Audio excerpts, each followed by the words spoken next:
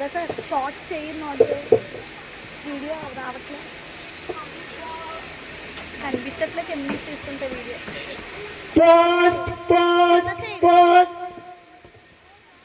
నిన్ను చూసి అన్నాళ్ళైందో.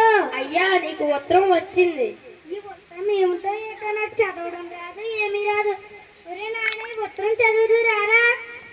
నేను బడికి పంపించమంటే పంపించలేదు కదా, నేను చదవంచి పో.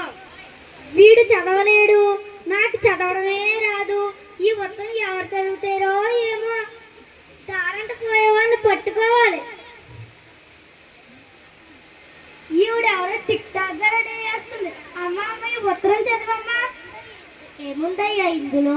ఉత్తరం చదవమ్మా. నువ్వు చదువుతావా నన్ను చదవమంటావా? నువ్వే చదవమ్మా. నాకు ఎట్లాగో చదువు రాదు, దీన్ని ఎలాగోకలా మేనేజ్ చేయాలి. బే చదవమ్మా, బే చదువు. ఇది తెలుగులో ఉంది, నేను చదువుకున్నది ఇంగ్లీష్ మీడియం, నాకు తెలుగు రాదు.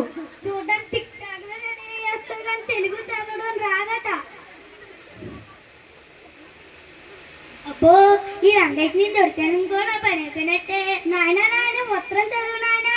నేను చదువును పో. నువ్వు ఒకటో తరగతిలో పడిపోయి చదువుకున్నా నాకు తెలుసు. ఈ ఉత్తరం చేసి నీ కాలు పట్టుకుంటాను. కాలు విడిచిపెట్టాయా? నేను చదువును పో. వీడు చదవలేడు. పొద్దుగాలే చూస్తున్నా ఈ ఉత్తరం ఎవరు చదవట్లేదు. ఇంకెవరన్నా వస్తారేమో చూద్దాం. ఈవిడెవరో కళ్ళకి కళ్ళద్దాలు, కాళ్ళకి బూట్లు వేసుకొని టిక్ టాక్ గా రెడీ చేస్తుంది. అమ్మ అమ్మ ఉత్తరం చదవమ్మా. ఏముందయ్యా ఇందులో? ఉత్తరం చదవమ్మా. బే చదవమ్మా, బే చదువు. నువ్వు చదువుతావా నా చదవమంటావా? నువ్వే చదవమ్మా.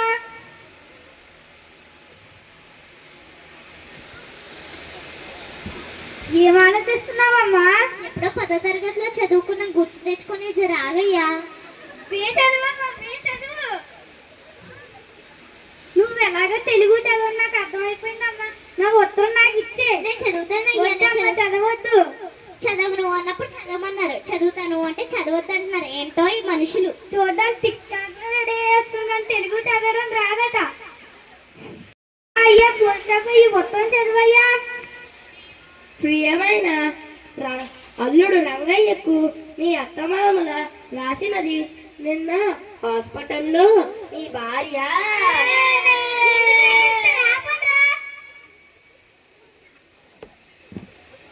ప్రియమైన అల్లుడు రంగయ్యకు నీ అత్తమామల రాసినది. నిన్న హాస్పిటల్లో నీ భార్య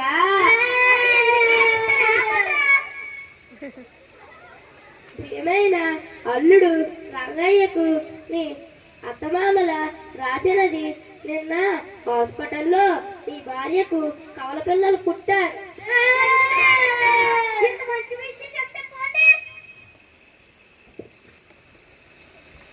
రంగయ్య అందుకే ఈ కుర్రాడినైనా చదివించు, వాడైనా బాగుపడతాడు. సరే. ఒరే నాయనా